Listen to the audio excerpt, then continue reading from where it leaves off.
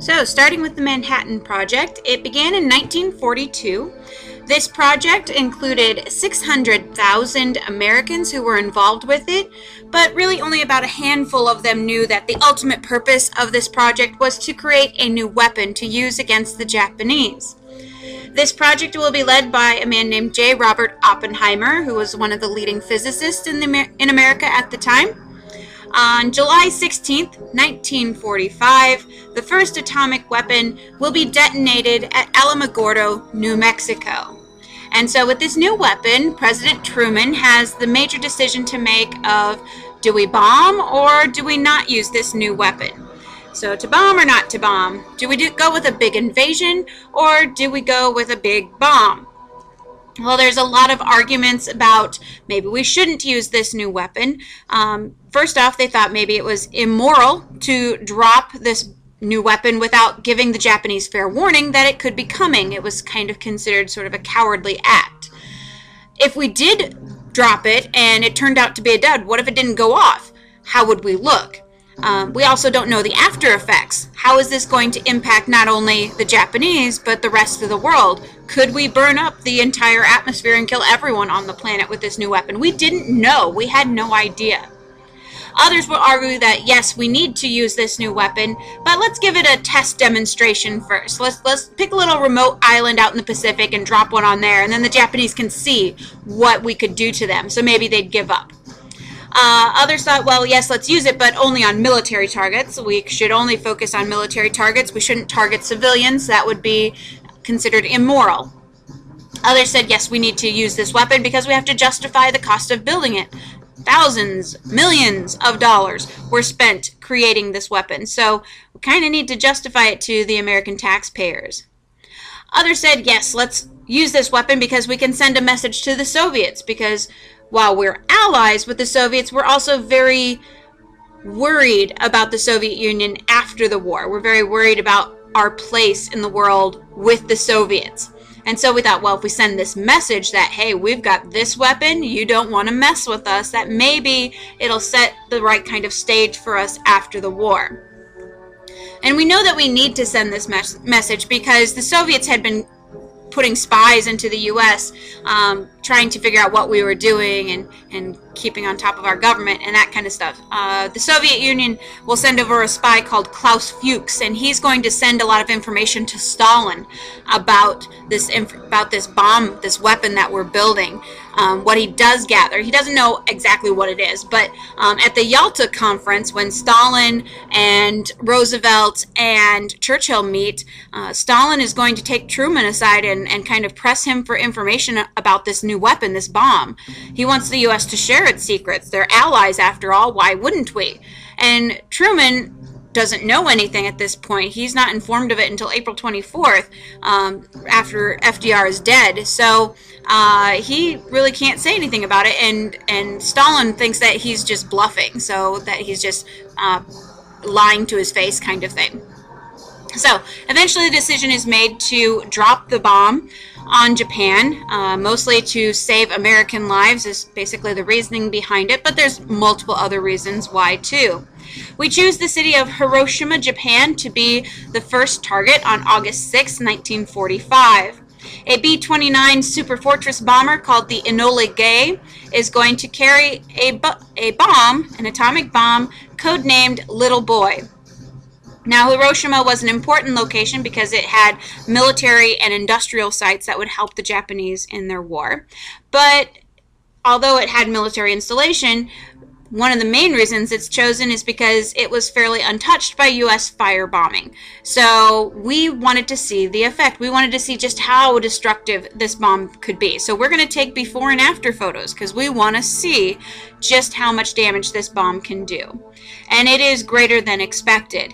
80,000 will be killed immediately, and 120,000 will die in the first few days from fires, from injuries suffered during the blast, from radiation poisoning, all kinds of stuff. But 80,000 will be killed immediately as soon as the bomb is dropped. 98% of the city and its buildings will be leveled. Now, the Japanese leaders do not surrender, and the U.S. is very surprised at this because, heck, we just obliterated a city. Why are they not giving up? But the reason for this is that the A-bomb, the atomic bomb, destroys electronic communications. And so radios don't work, telephones don't work, your cars don't work. Any way of getting out of the city is probably not, you're going to have to walk out of the city.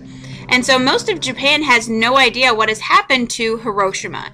They knew it had been bombed. They figured it was fire bombs, just like the Doolittle raids and the raids that had continued ever since, that it was just another firebomb. So they didn't really put too much emphasis on the fact. It's not until a few days later that the survivors start coming out of Hiroshima that they truly understand the devastation that is faced. But like I said, the U.S. doesn't know this. We don't know that this is one of the effects, and we are just appalled that they're okay with losing an entire city and just can't believe it. So we thought, well, we'll send another message. So we choose the city of Nagasaki.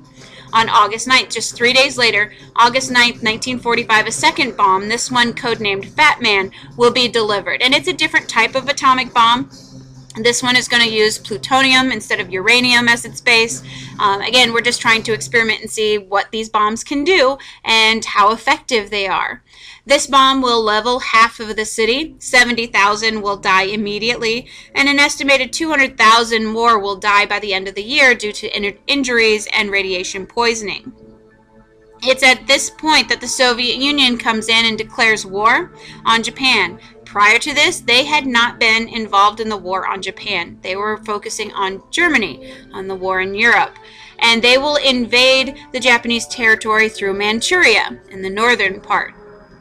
Surrender of the Japanese will come on August 14, 1945, as the fighting in the Far East ends. The Soviet Union by this time has pushed the Japanese back and has taken over the northern half of Korea, and the U.S. has come up through the southern half and has taken the southern half of Korea. And this is going to set up a situation that will eventually lead to the Korean War in the 1950s. Japan, however, at this point is essentially surrounded. September 2nd, 1945, the Emperor Hirohito is going to order his generals to surrender in order to prevent the further suffering of his people. General MacArthur will accept the Japanese surrender aboard the battleship the USS Missouri in Tokyo Bay. Now, what's kind of interesting about this is that the Emperor will go on the radio and give a radio address. And it's really the first time that the Japanese people had ever heard the Emperor speak. He was supposed to be like a semi-god to them. And so they had never actually heard him speak. And so it was kind of like God speaking to them, telling them that he's doing this out of for their benefit, to protect them. And so it was a very moving day for many Japanese. MacArthur, like I said, will accept the Japanese surrender, and he will be named the Supreme Commander of Allied Powers in Japan. So he will be the one who oversees the occupation of Japan. Remember, that was part of the deal with the surrender, that it's total victory and complete surrender. So that you're going to go in and you occupy and make sure that they can't fight again. So the occupation of Japan will be occupied by U.S. forces. We're going to be the ones kind of in charge there. And General Douglas MacArthur is going to be in charge of that. The first period of the occupation is going to be a reform period. Between 1945 and 1947, they are working on reforming the Japanese government and making it so it's much more reflective of democratic ideals. The Emperor will make a declaration that he is not part God, and so that he should not be revered as one. The International Military Tribunal for the Far East, the trials for the war crimes are going to be taking place. More than 1,100 Japanese will be arrested and put on trial because of this, the war crimes that they committed. 7 of them, of the 1,100, will be sentenced to death. Now, they're tried for war crimes, they're tried for crimes against the peace, and they are also tried for crimes against humanity, so things like the Bataan Death March and those kinds of things. January 4th, 1946, the purge will take place, and what happens is that MacArthur is going to fire any government officials who supported the war, and they will never get another government job. They are not allowed to be in government again. After the government has been purged, a new constitution will be given to the Japanese. It is basically written by Americans, and the Emperor will present it to the Japanese people. And it's very, very similar to the U.S. Constitution. In fact, it's darn near the same thing, with the exception that it includes a little thing called Article 9. Article 9 is an additional article which is going to have Japan renounce its right to war forever. They are never going to be able to declare war on anyone. According to their constitution, they do not have that right. They cannot do that. And so if you're not going to declare war on anyone, you don't need a military. So they will not have a military either. And this will be accepted by the people. And it's been sort of a point of contention. The U.S. will provide protection services for the Japanese, and we continue to do that today. We are their military. The economy will also be reformed. They're going to divide up some of the bigger farms and businesses between the workers, and they create a nation of middle-class people. And again, this is very American-like. We like a large middle class. It's something we're familiar with. It's something we can work with. And so we want to get rid of those socialist ideas of government-controlled farms and companies. Other social reforms that will take place, protections of labor unions, they'll create political parties, and an extension of women's rights. The next period of the occupation is the transformation period, and this will take place from 1948 to 1952. The U.S. will pour millions of dollars into Japan, trying to rebuild it and make sure that it's stable, because we want friends in Asia who are not communists. We want someone on our side. And so we're going to help them out. We're going to help them recover, even though we were the ones that created the damage to begin with. But that's what we do. We want to have that friendship there. We will allow the Japanese to create a national police reserve in 1950. It's kind of like a tiny military. It's more like a self-defense force. It's like a National Guard, sort of. It's not very strong. And in fact, several times the Japanese have been given the opportunity to get rid of Article 9, but every time it's been voted down. The main reason is that militaries take a lot of your budget, and so if they don't have to pay for one, they're not really going to want to. So they allow the U.S. to continue to be their military. In 1951, the San Francisco Peace Treaty will be signed, and this is a peace treaty between the U.S. and Japan, and it officially ends the occupation of Japan, and they will be on their own again. 1952, the American-Japanese Security Treaty will be passed, and this means that the U.S. gets to keep our military bases in Japan, like on the island of Okinawa, where many of our men are stationed.